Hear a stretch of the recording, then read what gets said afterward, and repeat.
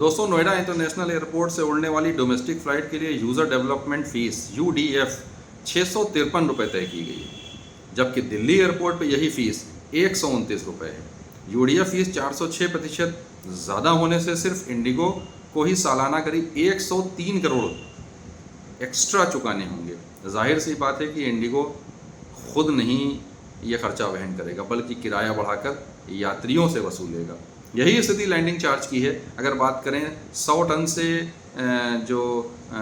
से कम वज़न वाले विमानों को नोएडा एयरपोर्ट पर चार्ज दिल्ली से 119% अतिरिक्त देना होगा। विमान पार्किंग की अगर आप बात करें तो नोएडा एयरपोर्ट देश में सबसे महंगा एयरपोर्ट बनने जा रहा है।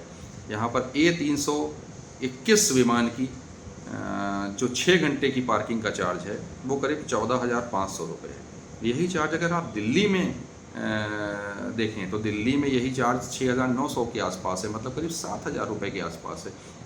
इन सभी मसलों पर इंडिगो ने एक लेटर नियामक संस्था एयरपोर्ट इकोनॉमिक रेगुलेटरी अथॉरिटी जो एरा कहलाती है उसको लिख कर ये कहा है कि बढ़ी हुई लागत हम नहीं वहन कर पाएंगे, इसका सीधा बोझ हम यात्रियों पर डालेंगे। तो आपको शायद याद हो, नरेंद्र मोदी प्रधानमंत्री जी ने बीती 28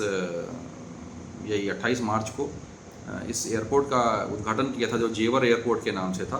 तो उसमें अब विमानों की बुकिंग जो है पोर्टल पर दिख रही है। उसकी 26 जून से यहाँ से उड़ानें शुरू होने जा रही हैं।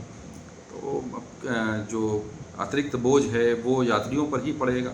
लेकिन अगर आप बात करें दिल्ली और नोएडा के बीच की दूरी की, तो दिल्ली और नोएडा के बीच की दूरी अब बहुत नहीं है, क्योंकि यहाँ पर मेट्रो चलती है और मेट्रो से दिल्ली और नोएडा के बीच का जो डिस्टेंस है वो बहुत इजीली कम्यूट किया जा सकता है, बहुत इजीली आप वहाँ पहुँच सकते हैं।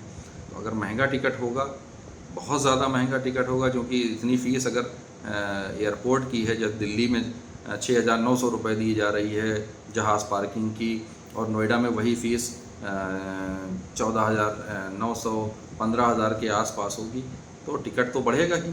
अब ऐसे में स्थिति भयानक हो, देखने वाला होगा कि होता क्या है यहाँ पर, किस तरह से जो है इस सिचुएशन को हैंडल करती है सरकार और एयरपोर्ट अथॉरिटी और इंडिगो। बहुत बहुत धन्यवाद।